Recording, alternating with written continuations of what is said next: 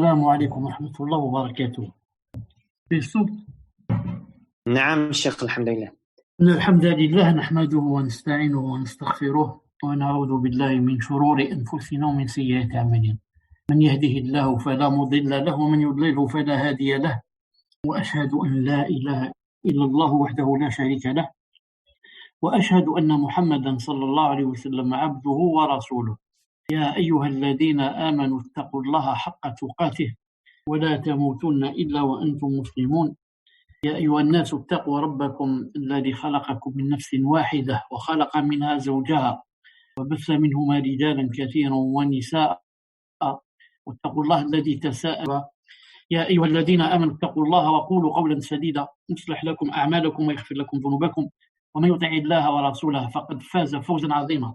ألا إن أصدق الكلام كلام الله، وخير الهدي هدي محمد عليه الصلاة والسلام، وشر الأمور محدثاتها وكل محدثة بدعة وكل بدعة ضلالة وكل ضلالة في النار. أما بعد، نعم، دقيقة إن شاء الله، في حاجة في الهاتف، دقيقة. نعم، دقيقة إن شاء الله. دونك إن شاء الله تعالى حياكم الله في cette soirée, نعم, du samedi 14 Shawwal 1441 de l'Hégire, correspondant au 6 juin 2020 بإذن تعالى. Donc, Inch'Allah ta'ala, on commence on commence par le générique comme d'habitude. Ensuite, on passe Inch'Allah ta'ala au cours. Non, on passe au cours. Oui. Donc, j'ai partagé l'écran, si Samir, si vous voulez. نعم شيخ، رانا نشوفه. Oui, alhamdoulilah. Il reste que, pour que je sois sûr que j'ai partagé en même temps avec l'ordinateur, je reprends. نعم، هكذا إن شاء الله. طيب، توكلنا على الله سبحانه وتعالى. Si vous voyez pas, tu m'avertis, Samir. نعم شيخ. Inch'Allah ta'ala. طيب. Donc la fois passée, si vous vous rappelez bien, on avait dit entre autres ولأن هذا المدح للنفس سبب لدخول العجب عليها وسبب للريادة ومحبط للأعمال. Aussi parce que c'est l'éloge de l'âme. Il ne faut pas faire l'éloge de l'âme. C'est une cause faisant pénétrer l'autosatisfaction dans le cœur, ainsi qu'une cause d'ostentation qui annule les œuvres. Ainsi, une cause d'ostentation qui annule les œuvres. Donc, il y avait deux grands défauts, et péchés aussi, l'autosatisfaction et l'ostentation. Et on avait dit que l'autosatisfaction avait beaucoup de méfaits. On avait cité entre autres, si vous vous rappelez, que ça donnait l'orgueil. Que ça donnait aussi l'oubli des péchés. La personne va oublier les péchés et va par conséquent, ça va lui retarder son repentir. On a vu aussi que ça donnait la diminution des obéissances.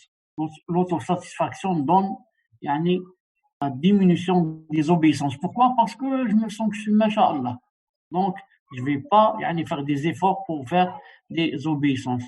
Et on a vu aussi que ça donnait la vanité, la prétention et le complexe de supériorité. Se sentir supérieur aux autres. Moi, je suis masha'Allah. Tous les autres sont des pécheurs, sont des fautifs. Et on a vu aussi que ça donnait l'obstination et l'entêtement dans le péché. La personne voit qu'elle est masha'Allah, donc elle va continuer dans les péchés. Elle ne va pas sentir qu'elle fait des fautes. Et bien sûr, ça va donner une très mauvaise conséquence qui est quoi? Elle va s'éloigner des conseils et ne va pas accepter le conseil des conseillers ou bien des savants. Et enfin, la personne va jeter son âme dans la perdition. Va se jeter dans la perdition et ça va la priver, bien sûr, du ravissement d'Allah subhanahu wa ta'ala. Ensuite, on avait cité l'Athar qu'il y a en ce sens, les salaf. On avait cité beaucoup d'Athar. Et aujourd'hui, on va continuer, Inch'Allah ta'ala, avec un fichier de Word.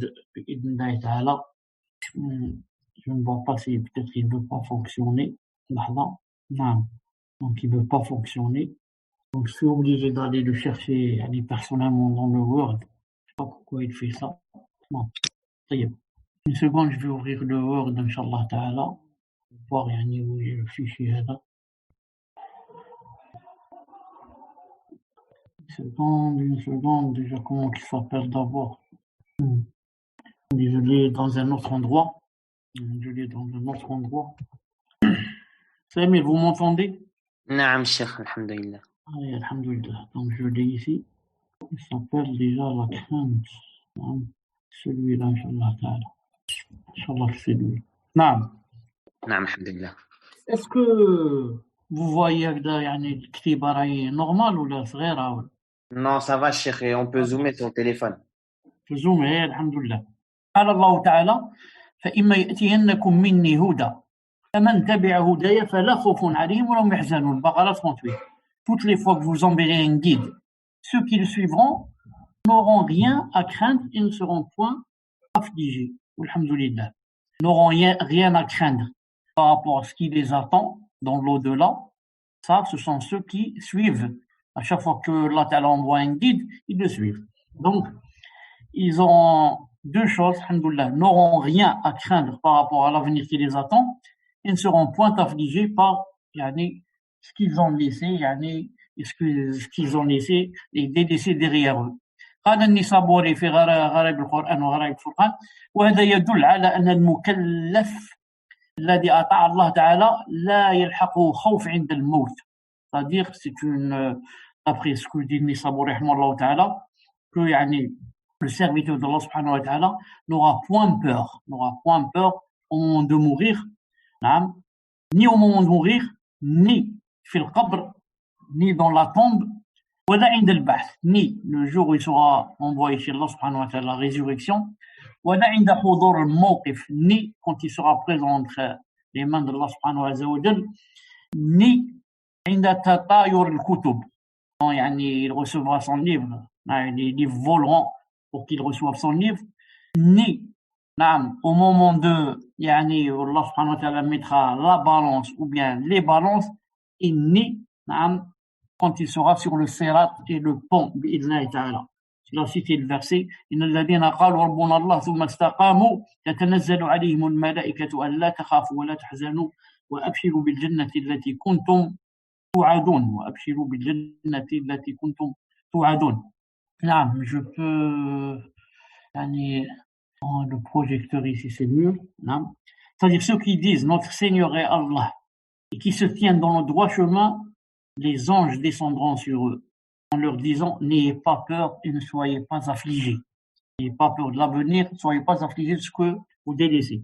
Mais ayez la bonne nouvelle du paradis qui vous était promis. Au contraire, ayez la bonne nouvelle du paradis qui vous était promis. Donc on parlait de la personne ici sur cette vie, celle qui suit ce que Allah Ta'ala a ordonné de suivre et suit les messagers. Voilà, Inch'Allah Ta'ala, le récompense. Et on a vu que la plupart, les athars, si vous vous souvenez, la plupart des salafs avaient une grande peur d'Allah subhanahu wa ta'ala et de ce qui peut leur arriver, comme ils avaient aussi une grande crainte de cela. Et aujourd'hui, Inch'Allah Ta'ala, on va citer des choses qui ont rapport avec cela et comment doit être, Inch'Allah Ta'ala, le serviteur, celui qui craint Allah subhanahu wa ta'ala. D'abord, il faut connaître une règle très importante, celle citée dans le hadith de Abi Hurayra, qui est authentifié par Cheikh Al-Albani rahimahullah ta'ala, où le prophète alayhi salam cite un hadith qudusi, hadith qui la parole vient d'Allah subhanahu wa ta'ala, sauf que ce n'est pas du Coran. Allah subhanahu wa ta'ala a dit: wa izzati wa jalali, il jure par sa puissance et sa grandeur, wa izzati, il dit: la ajma'u ala abdi khawfayni wa amnayn, je ne groupe pas à mon serviteur entre khawfayn, deux peurs, wa amnayn, et deux sécurités. Ensuite, Allah Azza wa Jalla montre et explique, il dit: idha khafani fi dunya, si mon serviteur a peur de moi dans la dunya, ammantuhu yawm al-qiyamah, je lui donne la sécurité yawm al-qiyamah. Et si c'est le contraire, وإذا أمنني في الدنيا. Et s'il n'a pas peur de moi dans la dunya, أخفته يوم القيامة. Je lui fais peur يوم القيامة. Donc ça, ce hadith aussi, c'est un hadith azim. C'est vraiment, c'est une règle aussi, c'est une base pour savoir que on ne peut pas joindre entre deux peurs et deux sécurités. C'est-à-dire, on doit choisir. Ou bien on a peur d'Allah subhanahu wa ta'ala dans cette dunya, et Allah ta'ala va nous donner la sécurité, on sera en sécurité, alhamdoulilah. Ou bien le contraire. Ou bien, on n'a pas peur de lui, ici on fait ce qu'on veut. Quand on n'a pas peur, on fait ce qu'on veut. On est libre, comme disent les autres. Alors dans ce cas, Allah, alhamdoulilah, Allah ta'ala lui a montré, lui a dit, voilà, choisis entre les deux, il n'y a pas, tu as les deux à la fois. Il n'y a pas ici, tu as la sécurité et la sécurité là-bas. Et il n'y a pas aussi la peur ici et la peur là-bas. S'il y a peur ici, peur d'Allah, il y aura là-bas sécurité, bi'idnillah. Et sécurité ici, au lieu de peur, là-bas, il y aura peur, bi'idnillah subhanahu wa ta'ala. Et regardez un peu, on va voir le cas des croyants. Les croyants, Allah ta'ala, quand il les a cités dans le Coran, par exemple, aussi on va voir dans la Sunna, comment ils étaient dans cette dunya. Allah ta'ala dit, en parlant des gens du paradis, circuleront des garçons à leur service, pareil à des perles bien conservées. Donc, dans le paradis, c'est pas toi qui vas te lever, servir, boire ce que tu veux. On te sert. Il y a des garçons à leur service. Et il y a un hadith authentique du prophète sallallahu alayhi wa sallam où il a dit, أولاد المشركين خدموا أهل الجنة. Cheikh Al-Albani a dit sahih, il a dit les enfants, Allah Azza wa Jalla va les gratifier, leur donner le statut d'être quoi? D'être ceux, ils vont servir, et être, comme on dit, les domestiques des gens du paradis. Donc les enfants, ou disent des mouchriquins, ils n'ont pas peur s'ils meurent avant la puberté, même si, dans cette dunya, ils ont le statut de kuffar, parce qu'ils suivent les parents, mais dans l'au-delà, non, ils seront au service des gens du paradis. Donc, il a dit, parmi eux, circuleront des garçons à leur service, pareil à des perles bien conservées. Ils sont comme des perles, masha'Allah. Et les gens du paradis vont se retourneront les uns vers les autres en s'interrogeant. Qu'est-ce qu'ils vont dire? Ils vont dire, ils diront, nous vivions au milieu des nôtres dans la crainte d'Allah subhanahu wa ta'ala. Vous avez remarqué, comment dire Allah subhanahu wa ta'ala, il n'y a pas de peur et de sécurité. Ceux-là, les gens du paradis, quand ils vont dialoguer entre eux, qu'est-ce qu'ils vont dire? Nous vivions au milieu des nôtres dans la crainte d'Allah, pas dans la sécurité. Celui qui vit dans la sécurité, il aura la crainte. Et celui qui vit dans la crainte, il aura la sécurité. Donc, ils vont dire, nous vivions, alhamdoulilah, au milieu des nôtres, dans la crainte d'Allah subhanahu wa ta'ala. Qu'est-ce qui s'est passé puisqu'on vivait dans la crainte? Et aussi. Puis, Allah Azza wa Jalla nous a favorisés et protégés du châtiment du Samoun. Un vent très, très, très, très, très chaud. Une grande chaleur. Donc, ils ont été préservés de cela. Pourquoi? Parce que nous vivions au milieu des nôtres dans la crainte d'Allah subhanahu wa ta'ala. Il n'y a pas de crainte et de sécurité. Puisqu'ils ont eu la crainte, donc ici, ils ont la sécurité, ils sont protégés. Alhamdulillah. Autre passage. Les pieux seront dans des jardins et parmi des sources. Allahumma ja'alna minhum ya Rabbil alamin. On demande à Allah subhanahu wa ta'ala qu'il fasse qu'on soit de birahmati azza wa jalla. C'est pas parce que de nos œuvres sont nulles et vaines, wa l'iyadu billah. Donc, les pieux seront dans des jardins et parmi des sources. Recevant ce que leur Seigneur leur a donné. Comment ils étaient auparavant? Car ils étaient auparavant des bienfaisants. C'est quoi les bienfaisants? Ils dormaient peu la nuit. Ce n'est pas comme nous, on dort jusqu'au Fajr, et il y en a qui dorment jusqu'à 8h et 10h de la journée. C'est-à-dire sans prière, même ça, sans qu'ils ne prient pas. Alors que ceux-là, ils priaient, ils dormaient peu la nuit. C'est-à-dire, ils se levaient la nuit, priaient, lisaient le Coran, faisaient des doigts et comme ça. وبالأسحار هم يستغفرون. Comment qu'ils étaient aussi. Et aux dernières heures de la nuit, ils imploraient le pardon d'Allah. Hein? C'est rare qu'on trouve des gens comme ça. Ils dorment peu la nuit et avant le Fajr, les dernières heures, ils imploraient le pardon d'Allah Azza wa Jalla. Pourquoi ils choisissaient la dernière heure et les dernières heures? C'est le moment de la descente d'Allah subhanahu wa ta'ala, comme dans le hadith authentique. Quand c'est le dernier tir, Allah Azza wa Jalla descend et dit: est-ce qu'il y a quelqu'un qui me demande, je lui donne. Est-ce qu'il y a quelqu'un qui demande pardon, je lui pardonne. Et comme ça. Et en plus de ça, وفي أموالهم حق للسائل والمحروم. Et en plus de ça, et dans leurs biens, il y avait un droit aux mendiants et aux déshérités. Ça, c'est la prière et les doigts, c'est entre eux et Allah subhanahu wa ta'ala. Et maintenant, ils se montrent entre eux et les gens comment ils étaient. Là, ils faisaient l'aumône et donnaient aux mendiants et aux déshérités, aux démunis, aux nécessiteux. Ils donnaient de leurs biens, masha'Allah. Donc, vous voyez comment ils étaient dans la dunya et comment ils ont été gratifiés dans l'akhirah. Voyons maintenant un peu les kuffars, comment qu'ils étaient, comment qu'ils seront. Alors les kuffars, Allah nous préserve. Allah Ta'ala dit: Inna alladhina ajramu kanu min alladhina amanu yadhhakun. Quant aux criminels des kuffars, ils riaient de ceux qui croyaient. Ils riaient des croyants. Ils riaient des mu'minines. Quand ils les voient, ils riaient d'eux. وإذا مروا بهم يتغامزون. Et s'ils passent près d'eux, ils se faisaient des œillades. Donc, ne t'étonne pas si tu passes devant des kuffars, ils vont rire de toi ou faire des œillades. Il ne faut pas t'étonner. Allah Ta'ala les a cités il y a combien de centaines d'années. Il les a cités dans le Coran.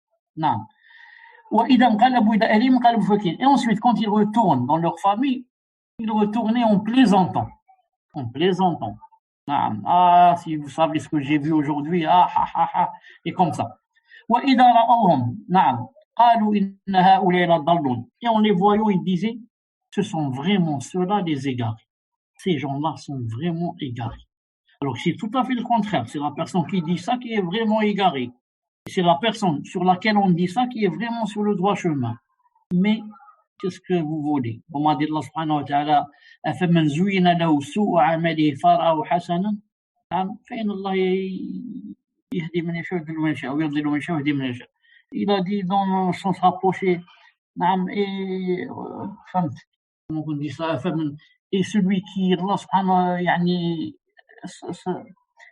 زُيِّنَ سُوءُ عَمَلِهِ يعني ses mauvaises œuvres lui sont enjolivées. Les mauvaises œuvres, il les voit belles œuvres et bonnes œuvres. Et Allah subhanahu wa ta'ala dit: j'égare qui je veux et je guide qui je veux. Donc il y a certains qui, les bonnes œuvres, ils les voient des mauvaises, et les mauvaises œuvres, ils les voient des bonnes.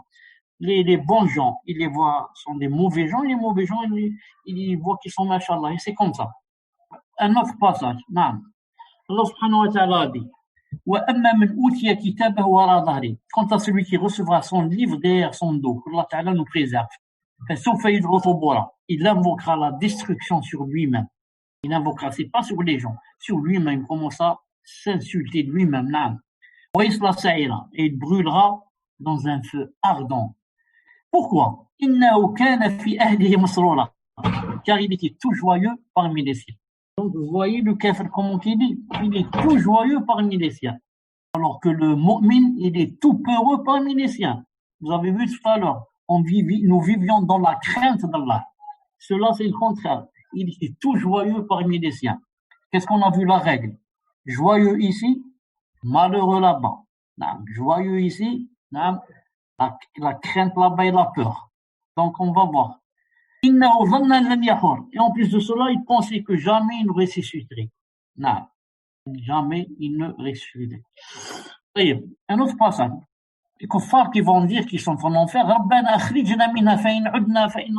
Seigneur, fais-nous en sortir de Jahannam. Et si nous récidivions, nous serons alors des injustes. Allah Ta'ala a dit: soyez-y refoulés, humiliés, ne me parlez plus. Classe. Je ne veux plus vous entendre parler. Pourquoi? إنه كان فريق من عبادي يقولون ربنا آمنا فاغفر لنا وارحمنا وأنت خير الراحمين. Il y avait un groupe de mes serviteurs qui disaient, quand ils étaient sur terre: Seigneur, nous croyons, pardonne-nous donc et fais-nous miséricorde, car tu es le meilleur des miséricordieux. Qu'est-ce que vous avez fait? فاتخذتموهم سخريا حتى أنسوكم ذكري وكنتم منهم تضحكون. Mais vous les avez pris en raillerie, en raillerie et en moquerie. Quand ils disaient ça, vous les entendez dire cela. Vous parlez de l'islam, vous parlez de la sunna, vous les prenez en moquerie, jusqu'à oublier de m'invoquer et vous riez d'eux. Vous riez. Voilà comment vous faisiez. Inni jazaytuhum al-yawma bima sabaru annahum faizun. Vraiment, alors aujourd'hui, je les ai récompensés aujourd'hui pour ce qu'ils ont enduré, et ce sont eux les triomphes. Donc, je les ai récompensés voilà pourquoi ce qu'ils ont enduré. Tu entends des gens dire de toi des choses, des gens se moquer de toi, des gens rire de toi, des gens faire des œillades de toi, tout ça, là, tu dois endurer. Pourquoi? Parce que c'est pas quelque chose de nouveau, c'est quelque chose qui existe dans le Coran. Il y a des centaines d'années, il a été cité dans le Coran. Donc, tous ceux qui t'ont précédé sont passés par le même chemin. On a ri d'eux, on s'est moqué d'eux, on a fait des œillades sur eux, et comme ça. Soit tu es mieux qu'eux, soit tu es mieux que les salafs, soit tu dis je suis sur leur chemin, tu es sur leur chemin. Donc, tu prends le positif et le négatif d'eux. Tout ce qui leur est arrivé comme mauvaise chose et malheur, et comme tu dois aussi l'endurer. Mais la récompense, je les ai récompensés aujourd'hui pour ce qu'ils ont enduré, et ce sont eux les triomphants. Ce sont eux qui ont triomphé. Ils ont enduré. Autre passage. Les kuffars sont en enfer et sont en train de discuter entre eux, dialoguer et dire: pourquoi ne voyons-nous pas des gens que nous comptions parmi les malfaiteurs? Ils sont en enfer, ils cherchent des gens comme ça, mais leurs yeux, il n'y a pas. Ils ne trouvent pas certains gens qui pour eux c'était des malfaiteurs. Car pour eux ce sont des malfaiteurs, attention. Mais en vérité, est-ce qu'ils étaient des malfaiteurs? Ils pensent de Al-Sunnah et des autres sont des égarés. Mais est-ce qu'ils étaient des égarés? Donc en enfer, donc il y a une preuve que quoi? Qu'ils ne font pas exprès, puisque la preuve, ils le cherchent même en enfer. Ils croient qu'il était vraiment un malfaiteur et vraiment un égaré, donc ils croyaient qu'il allait trouver avec lui en enfer. Non. Allah Ta'ala dit: اتخذتهم سخريا أم زاغت عنهم الأبصار. عفوا اتخذناهم سخريا أم زاغت عنهم الأبصار. Est-ce que nous les avons ralliés à tort, ou bien échappent-ils à nos regards? C'est l'une des deux choses. Ou bien nous nous sommes trompés, quand on se moquait d'eux, etc., et tout ce qu'on a fait, c'était à tort. On s'est trompé. Ou bien ils sont avec nous, mais ils échappent à nos regards. On ne sait pas maintenant est-ce que on s'est trompé d'eux sur eux, ou bien ils sont là à Jahannam, mais on ne les voit pas avec nous. Telles sont en vérité les querelles des gens du feu. Que relèvez-vous? Cherchez si vous êtes trompés, ou bien ils sont là avec nous, et seulement vous ne les avez pas vus. Restez en train de vous quereller, alors que eux, ils sont dans le naïm, ils sont dans le paradis, Inch'Allah Ta'ala, ils sont dans la grande récompense. Autre passage. قل نوح عليه السلام نوح كان يصنع الفلك, il construisait son arche. ويصنع الفلك وكلما مر عليه ملأ من قومه سخروا منه قال إن تسخروا منا فإنا نسخر منكم كما تسخرون. Il construisait l'arche. Et à chaque fois que les notables de son peuple passaient près de lui, qu'est-ce qu'il faisait? Il se moquait de lui. Qu'est-ce qu'il a dit? Il a dit: si vous vous moquez de nous, eh bien, nous nous moquerons de vous un jour, entre parenthèses, exactement comme vous vous moquez de nous. Donc, Nuh alayhi salam, c'est le premier messager avant nous, des milliers d'années, et il lui est arrivé la même chose. Les gens se moquaient de lui quand ils le voyaient en train de construire le bateau là, le grand bateau. Pourquoi? Il le construisait presque dans un désert. Ils disent: subhanallah, les gens disent: comment ça? Il est fou celui-là, le bateau lui faut l'eau pour voguer. Oui, de l'eau, il n'y a pas de mer ici, il faut des milliers de kilomètres pour trouver la mer. Donc, se moquer de lui. Mais, quand quelqu'un se moque de toi, qu'est-ce que tu lui dis? Ou bien tu lui dis à lui, ou bien tu lui dis dans ton cœur. Si tu te moques de moi, moque-toi. mais moi je me moquerai de toi, Inch'Allah Ta'ala, quand tu te moques de moi. Et ce sera quand? Ce sera dans l'au-delà, Inch'Allah. Et maintenant, ce que tu veux, des œillades, des moqueries, des entrées, des rires, des top 5, ce que tu veux. Après, on verra, Inch'Allah Ta'ala. Allah Ta'ala dit aujourd'hui, donc, ce sont ceux qui ont cru qui rient des infidèles. Voilà. Chacun a son jour. Toi, tu ris dans la dunya de moi. Moi, je vais rire de toi dans l'akhir, dans l'au-delà. Il n'y a pas de rire. Ou bien tu ris ici, ou bien tu ris là-bas. Moi, je préfère rire de toi là-bas. Toi, je te donne, maintenant l'occasion de rire. Ris, fais ce que tu veux, et moi, Inch'Allah, je rirai demain. Sur les divans, ils regardent. Ils rient et ils sont sur des divans en train de regarder. Regarde quoi? Ils regardent Allah subhanahu wa ta'ala. Avec ce verset, et Sunnah al-Jama'a, on dit c'est un délil. Pourquoi? Pour Sunnah al-Jama'a que pour la vision d'Allah subhanahu wa ta'ala, l'un des délils. Car faire des éloges à quelqu'un en lui disant il regarde, nous n'étions pas, ou les gens, ceux du paradis, n'étaient pas aveugles. Pour dire, il regarde, machin, qu'est-ce qu'il regarde? Il regarde les arbres, les murs. Non. Il regarde Allah subhanahu wa ta'ala. Naam. Allah ta'ala dit, est-ce que les infidèles ont eu la récompense de ce qu'ils faisaient? Naam. Est-ce qu'ils ont eu la récompense de ce qu'ils faisaient? Un autre passage. ذلكم بما كنتم تفرحون في الأرض بغير الحق وبما كنتم تمرحون. Voilà le prix de votre exultation. L'exultation, c'est la grande joie sur terre, sans raison, sans raison. Ainsi que de votre joie, qui a dépassé les limites, qui n'était pas à sa place. Voilà le prix. Le prix, c'est quoi? C'est l'adab, c'est le châtiment, c'est Jahannam al-'iyadhu billah. Donc voilà le prix. C'est quoi?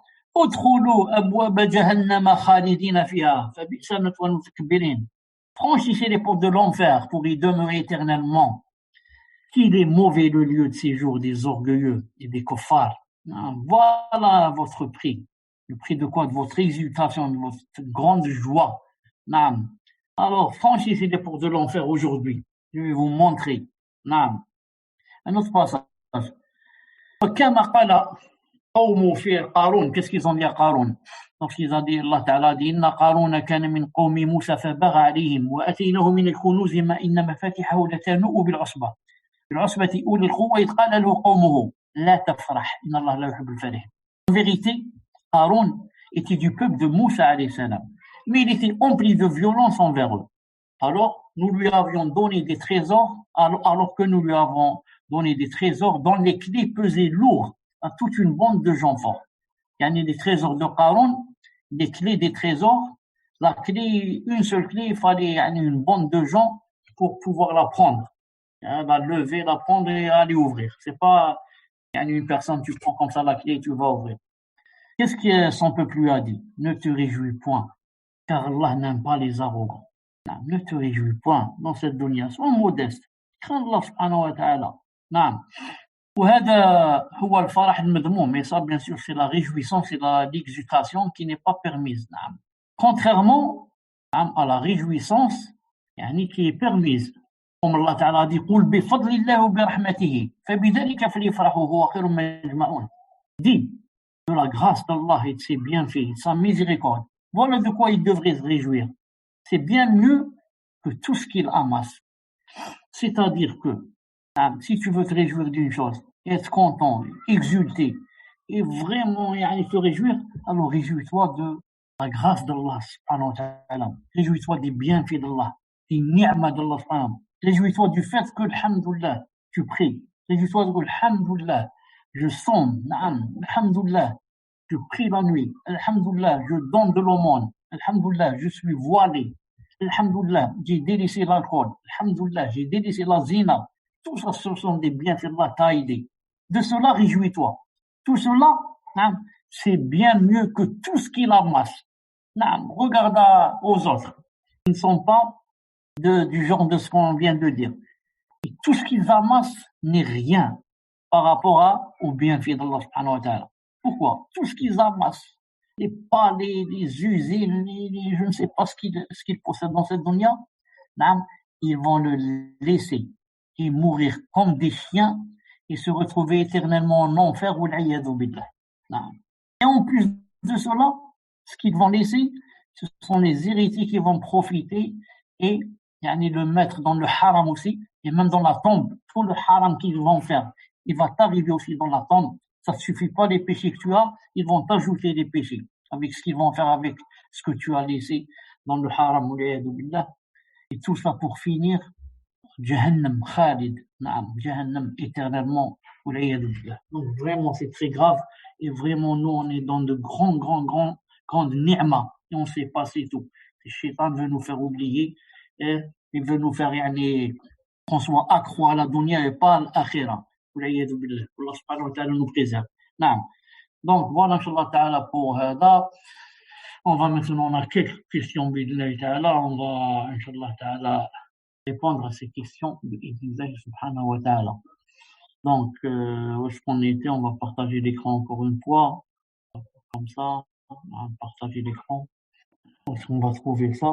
Donc, ici. Donc, question numéro 1. Samir, est-ce que vous me suivez?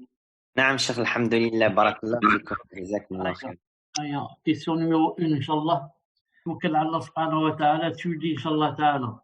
Cheikh Kamel, je voulais te demander si j'ai des coupures, n'hésite pas à me le dire, Kamel. Hein. Jazakallah khair. Bismillah walhamdulillah wassalatu wassalam ala rasulillah. Donc, première question. J'ai lu dans le livre de l'invocation, concepts, règles et erreurs à éviter, lu et annoté par le Cheikh Ibn Baz alayhi rahmatullah, que le prophète sallallahu alayhi wa sallam a dit: toute invocation reste voilée tant que l'on n'a pas prié sur le prophète sallallahu alayhi wa sallam, authentifié par Cheikh Al-Albani rahimahullah. Cela veut-il dire que les invocations ne sont pas acceptées si nous ne prions pas sur le prophète alayhi salatu wa sallam? Tafaddal Cheikh.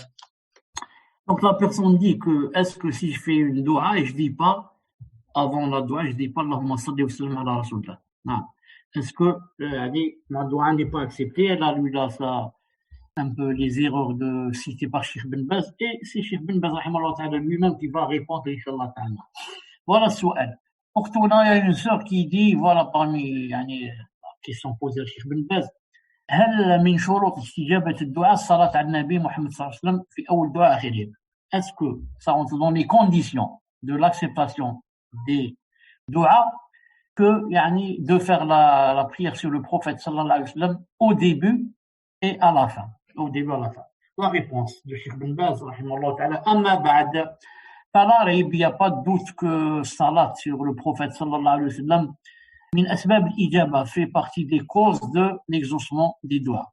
وقد ثبت عنه صلى الله عليه وسلم, dans le hadith authentique, le prophète sallallahu alayhi wa sallam, qu'il a entendu quelqu'un, il a entendu un homme yad'u, faire des doigts, ولم يصلي, alors qu'il n'avait pas fait la prière sur le prophète sallallahu alayhi wa sallam, ولم يحمد الله, et n'a pas fait des éloges au Allah subhanahu wa ta'ala avant la doua.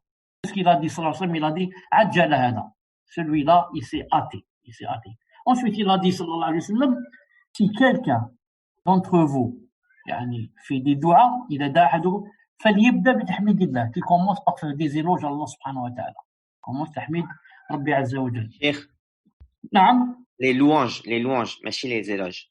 وين ذكرني وين قلتها الفوق, ذكرني. يحمد الله الحمد. Ici, d'accord. فليبدأ بتحميد الله سبحانه وتعالى, commence par faire les louanges à Allah subhanahu wa ta'ala, والثناء عليه, نعم, les éloges, ثم ليصلي على النبي صلى الله عليه وسلم. Ensuite, qu'il fasse la prière sur le prophète sallallahu alayhi wa sallam. On commence d'abord par Alhamdulillah, anta kada ya Rabb, anta azim, anta kada, anta hamid.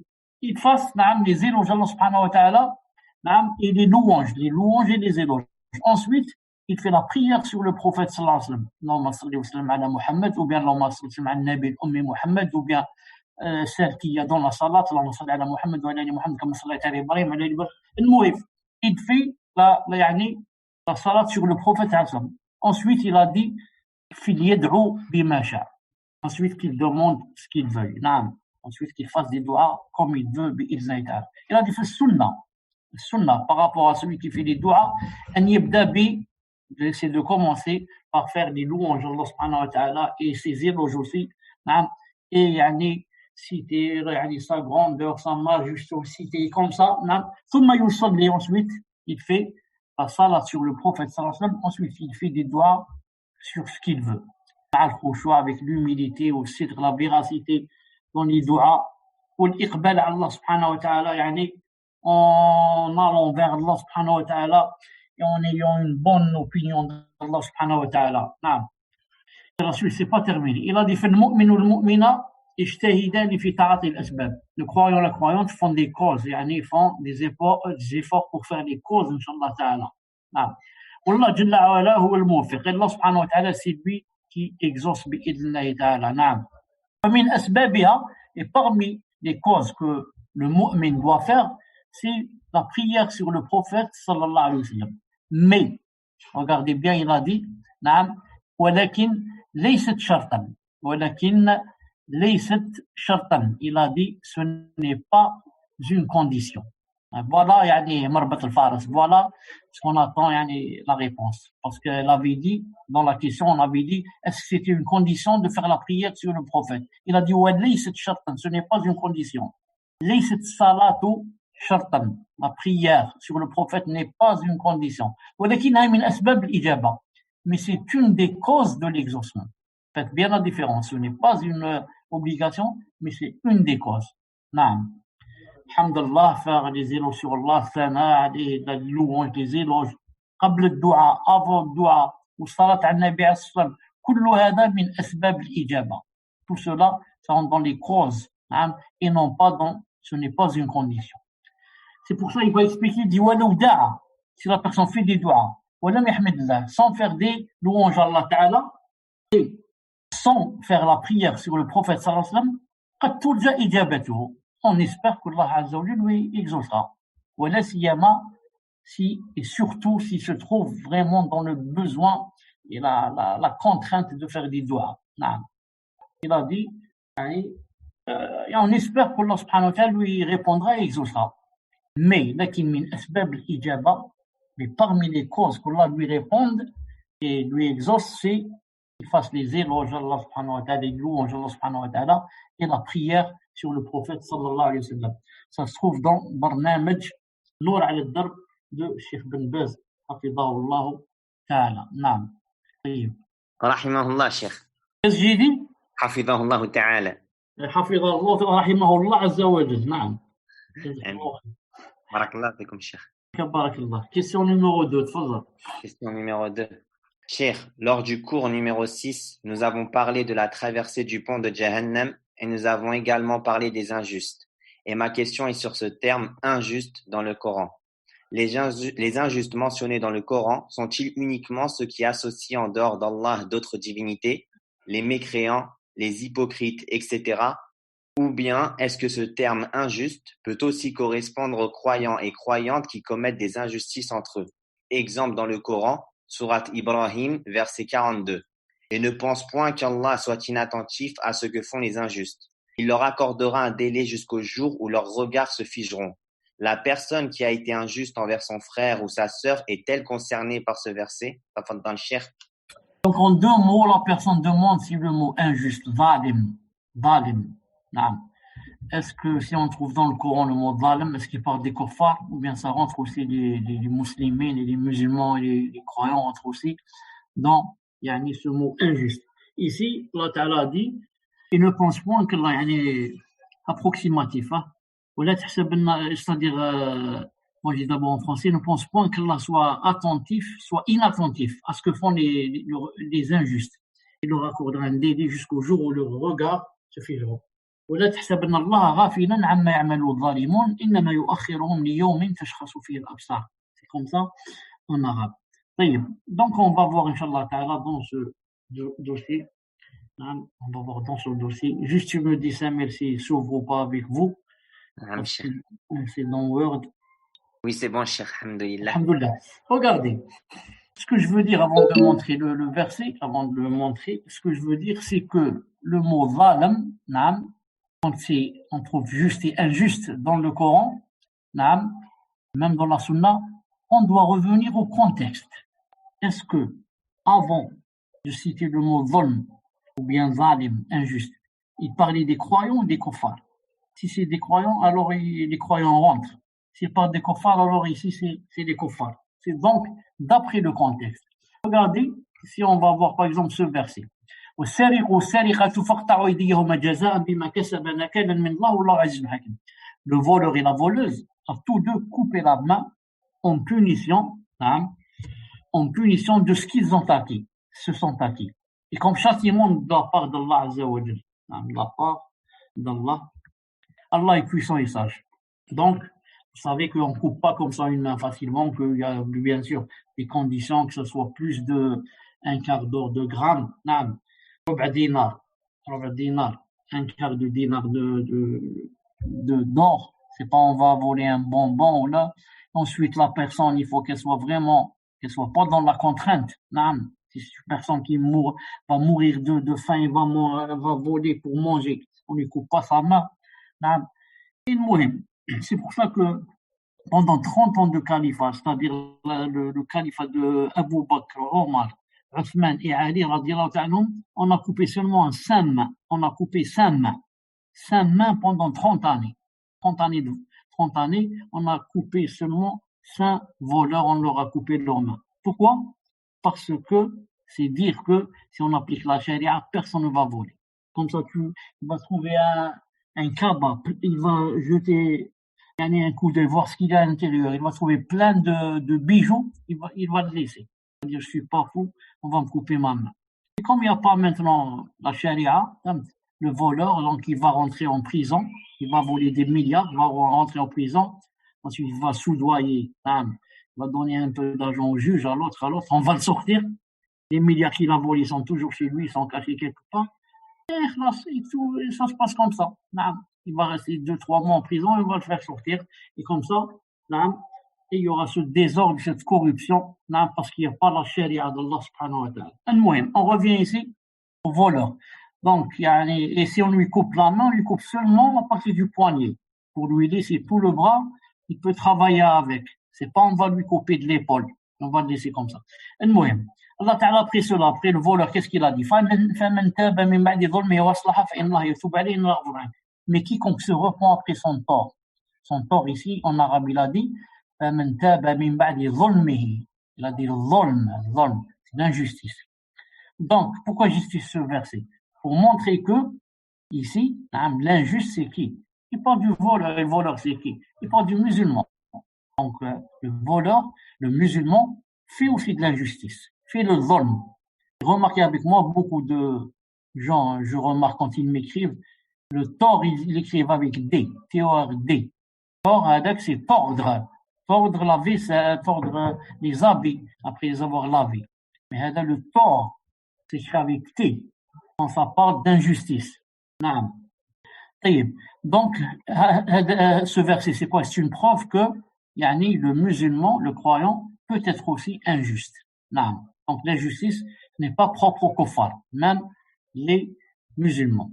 Et dans le hadith, Ansur akhaka zaliman ou madlouman, d'après Abu Huraira, que le prophète a dit, secours ton frère, qu'il soit injuste ou victime d'injustice. Donc, ça c'est la preuve du hadith, que le croyant peut être aussi injuste.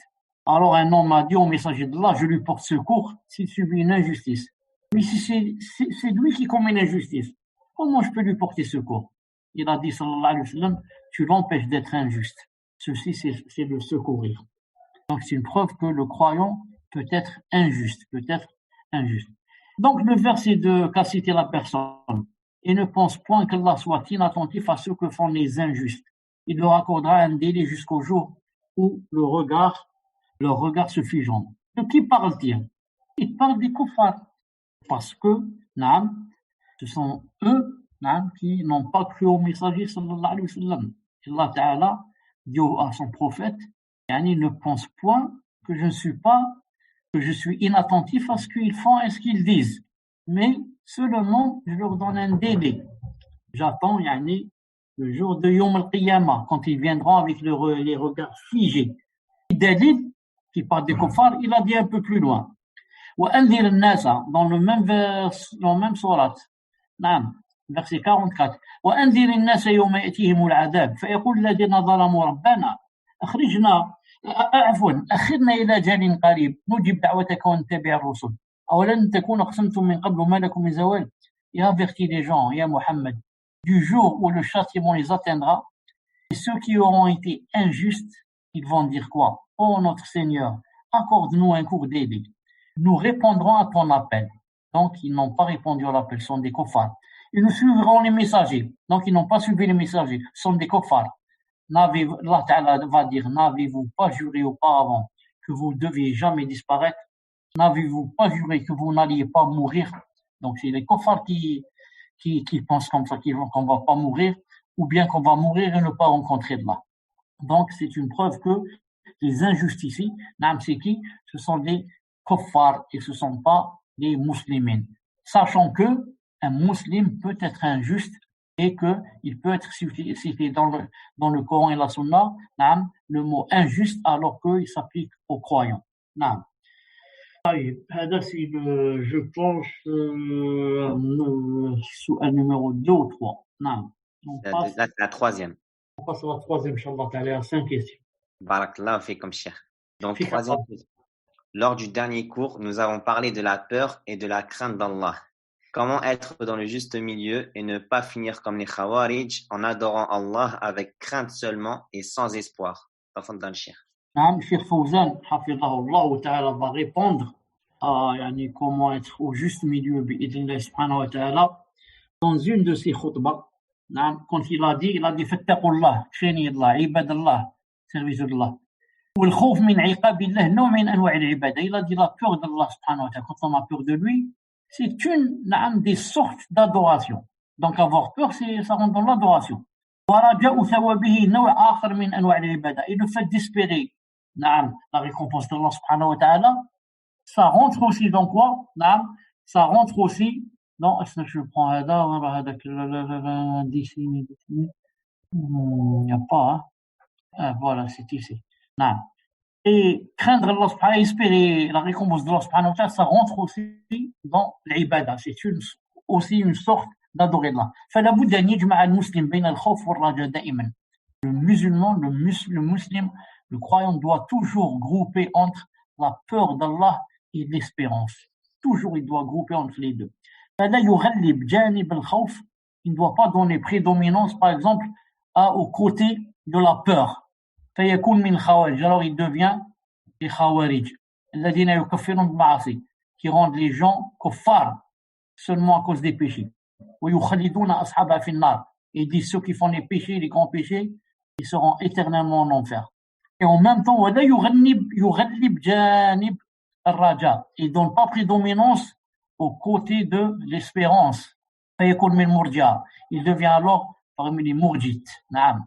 الذين يزهدون في الأعمال. يزهدون في الأعمال. نعم. Qui ne donnent pas d'importance aux œuvres. ويزهدون فيها ولا يقيمون لها وزن. لا يقيمون لها وزن. Ils ne donnent pas d'importance, aucune importance aux œuvres. Ils disent, tout croyant sera éternellement au paradis. Les œuvres, ça n'a pas d'importance. Non. Si tu fais du bien, ça n'a pas d'importance. Si tu fais du mal, ça ne va pas te faire mal. أو يقللون من شأنها. نعم. Ils n'ont pas d'importance à sa valeur. والاعتماد على الخوف قنوط من رحمة الله. Celui qui se base seulement sur la peur, ça fait قنوط. القنوط c'est l'insan il désespère. Ça rentre dans la désespérance, dans le désespoir. Comme dans le verset ومن يقنط من رحمة الله إلا الضالون. Et qui désespère de la miséricorde de son Seigneur, sinon les égarés. Il a dit aussi إنه لا يأس من روح الله إلا القوم الكافرون. Ce sont seulement les gens mécréants qui désespèrent de la miséricorde d'Allah subhanahu wa ta'ala. Et والاعتماد على الرجاء فقط. Et contrairement maintenant, si on se base seulement sur l'espérance, أمن من مكر الله. Ça rentre dans quoi? Ça rentre dans se mettre à l'abri du stratagème d'Allah subhanahu wa ta'ala. Comme a dit Allah ta'ala, أفأمنوا مكر الله فلا يأمن مكر الله إلا القوم الخاسرون. Sont-ils à l'abri du stratagème d'Allah Azza wa Jal et de la ruse d'Allah? Seuls les gens perdus se sont à l'abri du stratagème d'Allah. Mais les vrais croyants ont toujours peur de la ruse d'Allah subhanahu wa ta'ala. Allah subhanahu wa ta'ala ruse avec toi. Il te laisse comme ça faire des grands péchés et ne rien te faire, aucun châtiment ne t'arrive, aucun malheur. Alors tu rentres dans quoi? dans la ruse d'Allah et tu crois qu'il va rien t'arriver. Tu dis si Allah Ta'ala ne m'aimait pas et s'il n'était pas en colère contre moi, il m'aurait fait des choses. Comme il a fait à mon voisin. Mon voisin, il lui est arrivé un accident. Moi, je fais des grands péchés, il ne m'arrive rien. Au contraire, moi, je crois que Allah Ta'ala m'aime. Alors que c'est stratagème d'Allah subhanahu wa ta'ala. Attention. Allah subhanahu wa ta'ala amarana bil jam' bayn al-khawf wal raja. Allah subhanahu wa ta'ala nous a ordonné de grouper entre les deux. La peur d'Allah et en même temps l'espoir. وهذه طريقة الأنبياء. C'est les prophètes qui étaient comme ça. Yani, joindre entre les deux la peur et l'espoir, c'est être sur le sentier des prophètes. Allah Ta'ala, quand il a cité les prophètes, il a dit إنهم كانوا يسارعون في الخيرات ويدعوننا رغبا ورهبا وكانوا لنا خاشعين. Ils concouraient au bien et nous invoquaient par amour et par crainte. Regardez les deux. Amour, et yani espoir bien sûr, mais en même temps crainte. Et ils étaient humbles devant nous. Il a dit aussi أولئك الذين يدعون يبتغون إلى ربهم الوسيلة أيهم أقرب ويرجون رحمته ويخافون عذابه. Là, je citais certains gens en le faisant des éloges, il a dit ceux qui invoquent cherchent eux-mêmes à qui mieux le moyen de se rapprocher le plus de leur Seigneur. Ils espèrent sa miséricorde et craignent son châtiment. Ils ont deux choses. Ils espèrent et craignent. Ils espèrent quoi? La miséricorde. Ils craignent quoi? Son châtiment. هذه طريقة الأنبياء du Cheikh Ibn Baz. C'est ça le sentier des prophètes. Le jama', le groupement, le fait de grouper entre la peur et l'espoir. لا يعتمدون ولا يرجون جانبا دون الآخر. C'est pas seulement ils se basent sur l'une des deux choses et délaissent la deuxième. فلا ييأسون من رحمة الله. Ils ne désespèrent pas de la miséricorde d'Allah. مهما عظمت الذنوب. Malgré, même si leurs péchés sont vraiment grands, jamais ils ne désespèrent d'Allah subhanahu wa ta'ala. لا ييأسون. Ils ne désespèrent pas. ولا ييأسون غيرهم. Ils ne font pas désespérer les autres من رحمة الله, de la miséricorde d'Allah. بل يتوبون إلى الله. Mais par contre, ils font le repentir s'ils font des péchés. Il faut le repentir de tous les péchés. Wallah yaghfir dhunub jami'an. Allah subhanahu wa ta'ala pardonne tous les péchés. C'est lui qui a dit قل يا عبادي الذين أسرفوا على أنفسهم لا تقنطوا من رحمة الله إن الله يغفر الذنوب جميعا إنه هو الغفور الرحيم. Ô mes serviteurs, dis, ô mes serviteurs, qui avez commis des excès à votre propre détriment, ne désespérez pas de la miséricorde d'Allah. Car Allah pardonne tous les péchés. Oui, c'est lui le pardonneur, le très miséricordieux. Il pardonne tous les péchés, sauf le shirk, si on meurt avec. Mais dans cette dunya, même si on fait le grand shirk et on fait la tawba, il pardonne. Mais à condition de ne pas mourir avec le shirk. Allah Ta'ala dit وَأَنِيبُوا إِلَى رَبِّكُمْ وَأَسْلِمُوا لَهُ مِنْ قَبْلِ يَأْتِيَكُمُ الْعَذَابُ ثُمَّ لَا تُنصَرُونَ. Et revenez repentant à votre Seigneur et soumettez-vous à lui avant que ne vous vienne le châtiment et vous ne recevez alors aucun secours. Donc maintenant, tant que c'est possible, fais-le repentir. Mon frère, ma soeur, mon fils, ma fille, fais-le repentir. Tout ce que tu as fait, shaitan, oui, ma'alish, fais-le repentir maintenant. Commence pas seulement à dire j'ai fait. Fais-le repentir, c'est ça l'essentiel. Il a dit qu'il pardonne tous les péchés. L'essentiel, c'est de ne pas mourir avec le shirk. Et l'essentiel, c'est que maintenant, tu es vivant, tu peux faire. Qu'est-ce que tu attends? Qu'est-ce que tu attends de faire le repentir? Puisqu'il t'a promis qu'il pardonnait. Donc, celui qui meurt sans le repentir, il ne doit blâmer que sa propre personne. Allah t'a donné l'occasion en or, tu es vivant, tu peux faire le repentir, il la pardonne, et toi tu ne fais pas le repentir. Tu t'entêtes et tu t'obstines toujours à faire les péchés. Donc, ne te blâme que toi-même si tu meurs comme ça. Naam. Et ensuite, il a cité, Cheikh Fawzan, rahimahullah, ici, mulakhas, résumé en 2 mots, il a cité la personne qui a tué 100 personnes et qui, à la fin, elle a fait la tauba, après avoir demandé conseil aux savants, il a dit, quitte cette terre, il fait tauba. Allah Ta'ala ouvre toutes les portes de la tauba, il a fait tauba, et quand il est mort, il est mort au milieu de la route, il n'est pas arrivé à la ville où il voulait partir. Les anges de la mort, les anges de l'enfer sont venus, et les anges du paradis sont venus, et il y a eu un dialogue, entre les gens de l'enfer et les gens du paradis. Les gens de l'enfer, ils ont dit cette personne n'a pas fait tauba parce elle n'est pas arrivée à la ville où elle commençait la tauba, donc on va l'emmener en enfer. Et les anges du paradis ont dit non. Donc il a quitté la ville où il a fait, où il a tué des gens, etc. Et il est arrivé au milieu de la route, donc il a fait tauba. C'est une preuve de la tauba et il voulait se diriger vers la ville là-bas où il allait commencer une nouvelle page. Donc on le prend au paradis. Allah subhanahu wa ta'ala a dit la solution c'est que vous mesuriez. Il a dit aux anges, mesurez entre les deux villes. Et voyez quelle est la ville vers laquelle il était le plus proche. La ville où il allait faire tauba, ou bien la ville où il a tué les gens, il a fait des péchés. Ils ont mesuré, ils ont trouvé qu'il était beaucoup plus proche vers la ville où il allait, vers laquelle il allait commencer une nouvelle page. Et, alhamdoulilah, il a dit donc qu'il allait au paradis, il ira au paradis.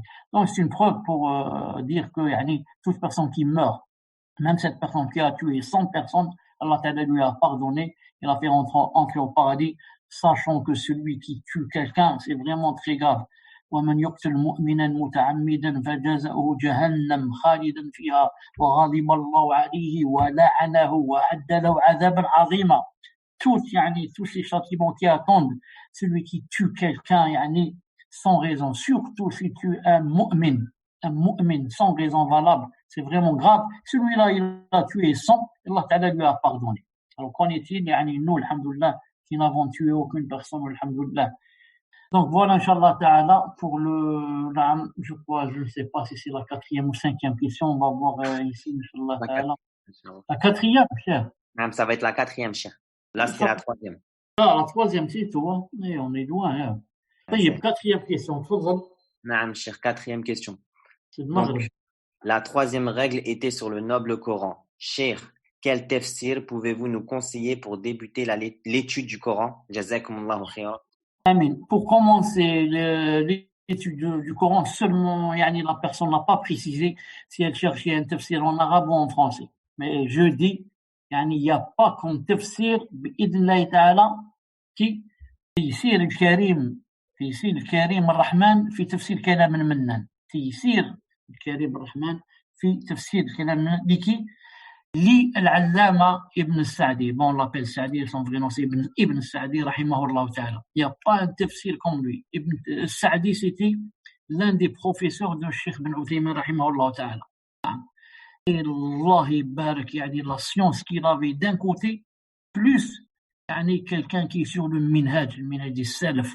Quand vous lisez son tafsir, tu sens le khushu' dans ton cœur. Tu sens qui est cette personne qui a écrit ça, ce trésor. C'est un tafsir très simple, très simple.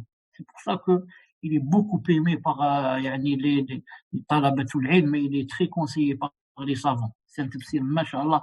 Et je pense, Allah Ta'ala, qu'il existe même en français. Naam, Cheikh, il est en français.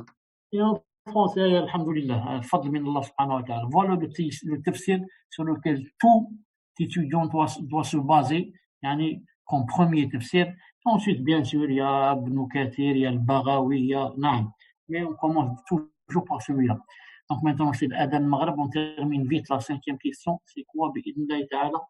Naam, 5e et dernière question. Pourquoi existe-t-il différentes lectures du Coran, Hafs, Warsh, etc., et pas une seule? Et quelles sont les différences, entre ces lectures? Quelles sont ces différences entre ces lectures? Non. Allah subhanahu wa ta'ala, comme vous savez, a fait descendre le Coran sur 7 lettres, 7 ahruf. Et nous, toutes les récitations qu'on a, Hafs, Warsh, Qaloun, Kathir, et toutes les récitations qu'on a, c'est seulement une seule lettre, harf wahid. Uthman ibn Affan radiyallahu ta'ala anhu, il a brûlé toutes les autres. Il a dit, je laisse les gens sur le harf de Quraysh, la lettre de Quraysh. Donc, imaginez qu'il avait laissé les 6 autres. Donc, un seul harf, et regardez tout ce qu'il y a comme qira'at, comme récitation, et comme riwayat, et comme. Allah subhanahu wa ta'ala fait descendre يعني plusieurs يعني 7 حروف 7 lettres et plusieurs récitations. Comme vous savez, il a choisi l'arabe pour descendre le Coran. Et l'arabe, c'est la langue la plus éloquente et la plus riche en synonymes, en adjectifs, en verbes, en. C'est impossible qu'il y ait une autre langue, une deuxième langue comme elle, aussi riche. Maintenant, les gens, comme vous savez, déjà dans le même pays, il y a certains mots qui ne prononcent pas les mêmes. Et ils trouvent la chose difficile à prononcer, comme tu prononces toi, dans ton pays ou là, dans ta région où tu habites. Ou là. C'est pour ça qu'il a fait descendre le Coran d'après les langues des gens, des Arabes, et d'après leur façon de parler. Par exemple, je donne un exemple très simple. Par exemple, le verset sourate An-Nur في بيوت أذن الله أن ترفع ويذكر في اسمه يسبح له فيها بالغدو والآصال jusqu'à la fin du verset. في بيوت comme ça qu'on dit صح في حفص في بيوت ما في ورش في بيوت ورش c'est-à-dire dans une récitation pas dans la deuxième. في بيوت par exemple il y a des gens ils disent pas في بيوت ils disent في بيوت comme ça le pluriel de beit maison pour eux c'est بيوت. C'est pour ça que si tu lis Qaloun qui est une version de Warsh, ils disent pas fi buyutin adin Allah an turfa, mais ils disent fi biyutin adin Allah an turfa. C'est difficile pour lui de dire buyut, c'est comme ça, depuis qu'il est né il n'entend que comme ça. Alors Allah Ta'ala simplifie, il dit fi biyut, ne dit pas fi buyut, et tout ça c'est sahih bi'idnillah subhanahu wa ta'ala.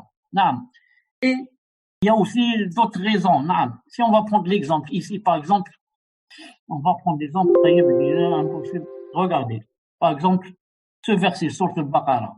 في قلوبهم مرض فزادهم الله مرضا ولهم عذاب أليم بما كانوا يكذبون. Il y a dans leur cœur, ça c'est Hafsa, il y a dans leur cœur une maladie, c'est-à-dire de doute, d'hypocrisie. Allah laisse croître leur maladie, ils auront un châtiment douloureux pour avoir menti. Pourquoi menti? Parce qu'il a dit yekdibun. Yekdibun, c'est menti. Yekdibun, c'est menti. Donc ça, c'est Hafs. Walahum adabun azimun bima kanu yekdibun. Et ils ont un châtiment douloureux pour avoir menti. Et maintenant, dans Warsh, il a dit yukdibun. Walahum adabun alim bima kanu yukdibun. Yukdibun, c'est-à-dire pour avoir démenti, c'est pas menti. Pour avoir nié. Donc, il n'y a pas de contradiction. Dans Warsh, il a dit yekdibun. Ici, dans Warsh, il dit yukdibun. Ils auront un châtiment douloureux pour avoir démenti, c'est-à-dire nier la vérité, dire c'est pas vrai, il n'y a pas Coran, il n'y a pas Sunna, il n'y a pas Mohammed, il n'y a rien. Yukdibun. Donc, pour avoir démenti et nié, ils auront un châtiment douloureux. Et dans Hafs, il a dit pour avoir menti, ils auront un châtiment douloureux. Donc, on apprend ici 2 jugements. Que les kuffars sont des menteurs dans Hafs. Pour avoir menti, ils ont un châtiment douloureux.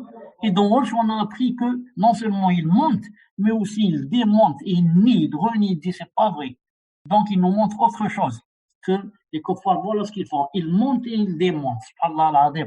Ils ont donc le châtiment douloureux pour avoir menti, comme c'est dans Warsh, et dans Hafs, et un douloureux châtiment aussi pour yukdibun, pour avoir renié la vérité et ne pas l'avoir accepté bi'idnillahi ta'ala. Voilà, Inch'Allah ta'ala. Sinon, il y a d'autres raisons aussi bi'idnillahi subhanahu wa ta'ala. Donc voilà, Inch'Allah ta'ala pour aujourd'hui. On arrête ici, on va se rencontrer dans le prochain cours. Vous en lirez ça sur Twitter, bi'idnillahi ta'ala. Je vous dis subhanakallahumma wa bihamdik. Ashhadu an la ilaha illa anta. أستغفرك وأتوب إليك. السلام عليكم ورحمة الله وبركاته. وعليكم السلام ورحمة الله وبركاته الشيخ. جزاكم الله خيرا. بارك الله فيكم. À très bientôt, Inch'Allah. إن شاء الله بي.